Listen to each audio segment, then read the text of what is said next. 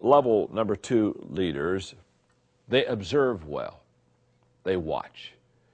They not only have their ears open, but they have their eyes open. And they're watching their people.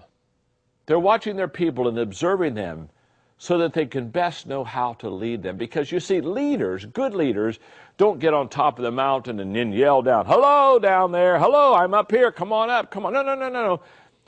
The great leaders, they go find the people. Yeah, they do. They search out the people. They find them, and then they bring them with them. They observe them. They know their strengths. They know their weaknesses. I have been privileged over the last several years to be mentored by John Wooden, the legendary great coach of the UCLA Bruins, who is now 98. And Coach has taught me more about teaching and leadership than any person alive. And I'll go up to his little place where he stays in Los Angeles, and we'll spend a half a day together, and I'll ask a lot of questions, and I'll have pages of questions, and he just does a terrific job helping me, and he's added tremendous value to my life. What a great person he is. One day we were talking, he said, "You know, John," he said, "when I get my players out of high school and they come to college, when they came to UCLA, he said, I was able to help raise their shooting percentage." I said, "Coach, what do you mean?" I said, "College defenses are better, the players are faster.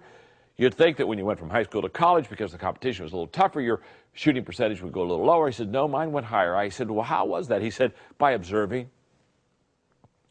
He said, "The first few weeks of practice in shoot-arounds, I just watched my players."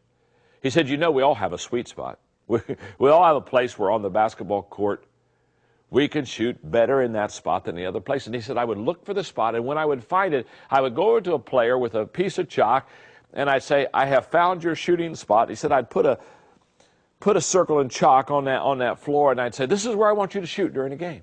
This is where you shoot best.' In fact," he said, "I will design plays to get that shot for you. So don't worry.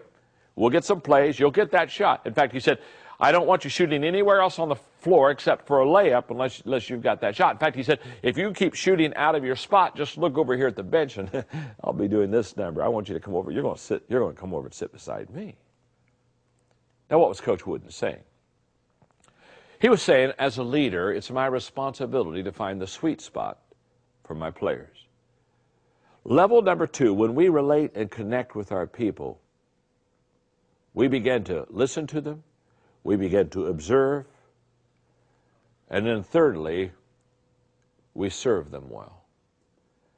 Leadership is servanthood. It really is. In the 21 irrefutable laws of leadership, I call that the law of addition. And the law of addition just simply says we add value to people by serving them. And that's true.